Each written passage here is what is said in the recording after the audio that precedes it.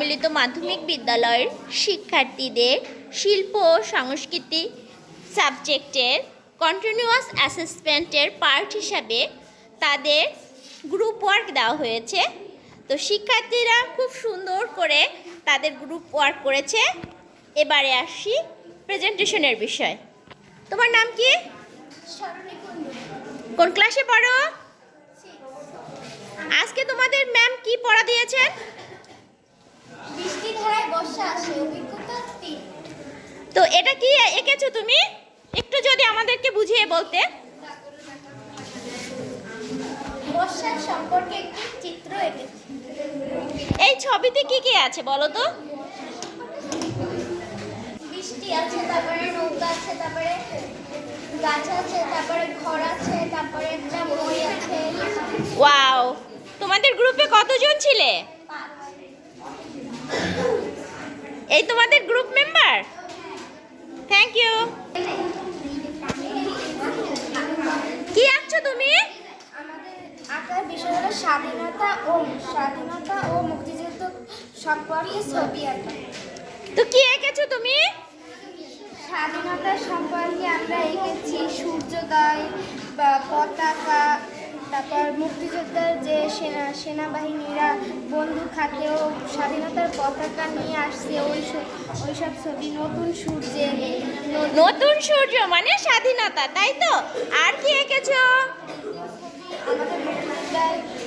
আমাদের মুক্তিযোদ্ধার বাহিনীরা ও হানাদার বাহিনীরা যে যুদ্ধ করেছিল, মুক্তিযুদ্ধ আর মুক্তিযোদ্ধারা আর হানাদার বাহিনী। ওয়াও, তারা রাস্তার উপর থেকে আক্রমণ করছে। মুক্তিযুদ্ধের বাহিনীরা, আমাদের বাংলাদেশের মুক্তিযুদ্ধ বাহিনীরা, তারা পথে ঘাটে বাগানে মানে জঙ্গলে। আমাদের তো সেই যুদ্ধের সরঞ্জাম ছিল না, ড্রেস ছিল না, তাই তোমাদের দেশীয়দের, আমাদের বাঙালিদের কি তো তারা কি ওয়্যার করে আছে? গেঞ্জি আর লুঙ্গি। আর তোমাদের পাকিস্তানি বাহিনীরা কি আছে? ড্রেস পরে আছে। হ্যাঁ, তারা রাইফেল হাতে নিয়ে যুদ্ধ করছে। ওয়াও, অনেক সুন্দর এঁকেছো। তুমি বৃষ্টি সম্পর্কে এঁকেছো? কি এঁকেছো বলো?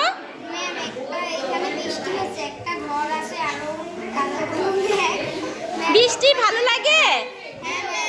বৃষ্টিতে কি কি থাকে? ম্যাম, বৃষ্টিতে মেঘ, তারপর ম্যাম ব্যাঙের ডাক থাকে। তোমরা আঁকতে কি খুব আনন্দ পেয়েছো? বসো। তো তুমি কি এঁকেছো? তোমাদের সাবজেক্ট কি ছিল? ম্যাম শিল্প সংস্কৃতি। তোমাদের শ্রেণীর নাম বলো। ষষ্ঠ।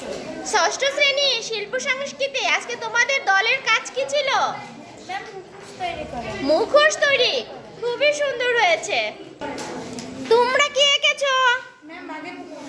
বাঘের মুখোশ।